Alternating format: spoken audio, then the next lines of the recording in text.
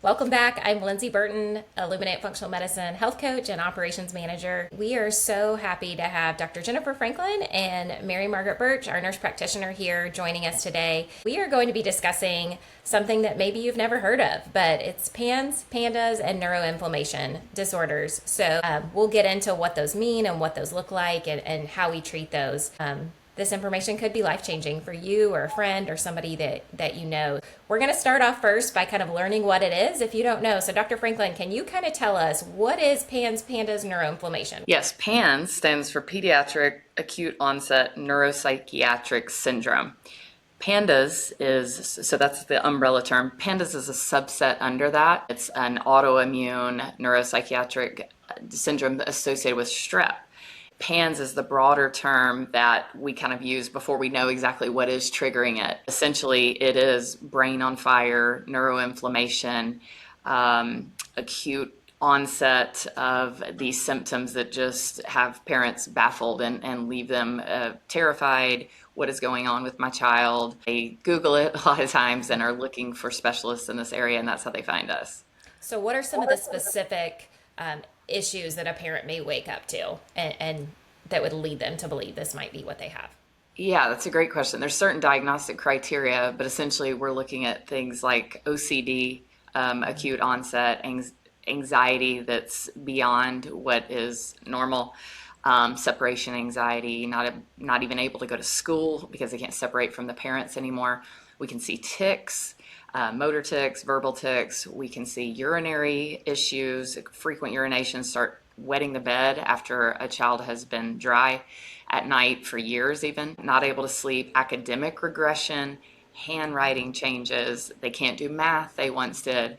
And you can imagine extremely scary for a parent to start realizing these things like, what is happening to my child? So parents might just wake up one day and their child is just different. So Mary Margaret, what do you see when these families first walk in to meet with you? Exhausted, desperate, like a light switch has happened. That like they've lost their child. I hear that quite a bit. My child is no longer there. I think the biggest part is a lot of desperation and exhaustion. Is what I see. We often have real emotional moments with our patients in the office, meeting them at their lowest point and hoping to give them some hope along the way. But it's not just clear cut with PANS, PANDAS, neuroinflammation of this is exactly what you have.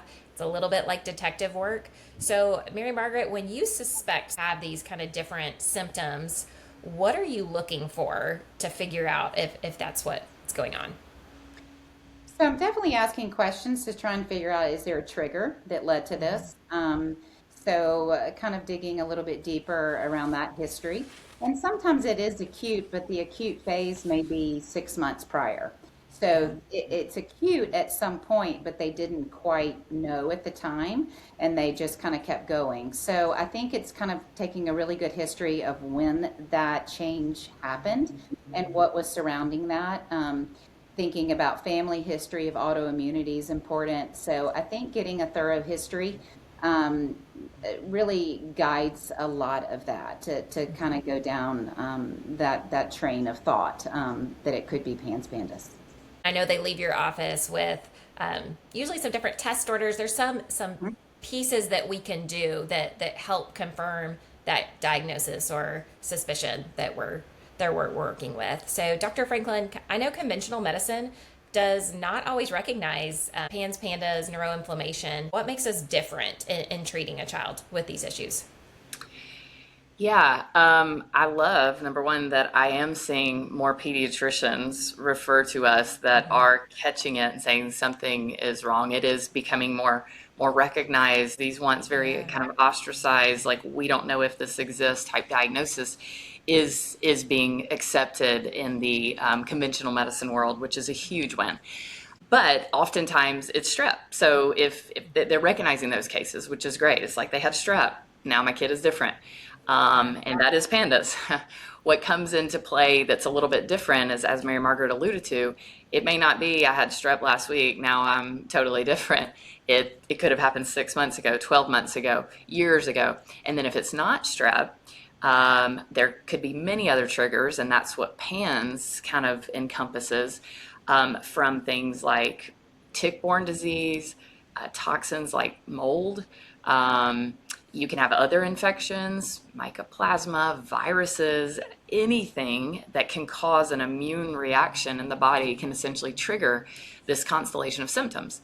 So what parents are found doing, as we all do when we don't know what, get on the internet or looking at other parent groups, and they start typing in symptoms, and they're like, whoa, what is this? PANDAS, and start looking for help with that. They may go to their pediatrician and they may say, well, you don't have strep, or try this antibiotic, which is a great first step.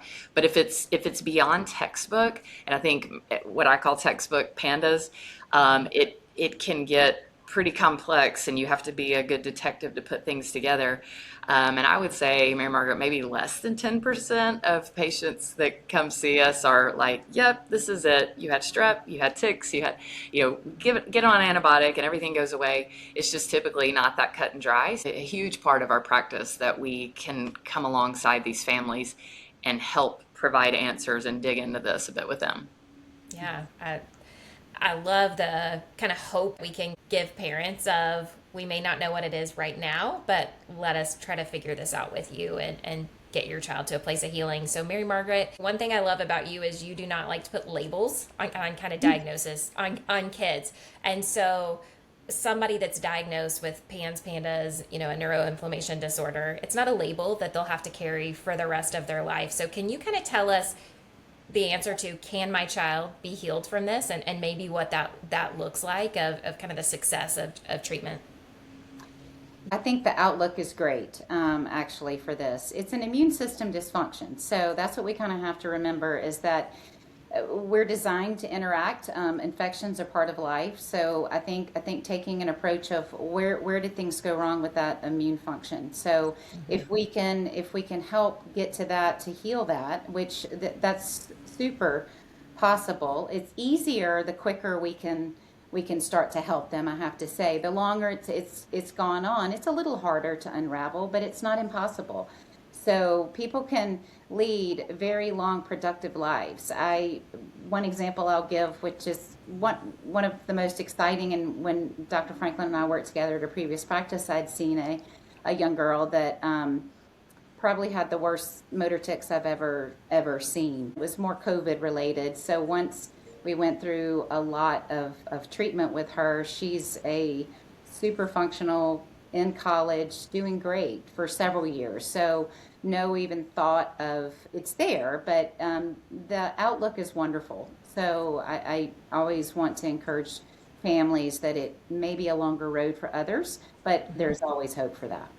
We kind of intercept them at that low point and that desperation, but there is a path forward, and there is hope and healing in the process. And I personally think that's one of my favorite parts of what we get to do, is we kind of meet these families at very low points, and it's not just the stuff that our team does, it's really kind of the work the family puts in, and then we get to watch that healing over time and see these success stories.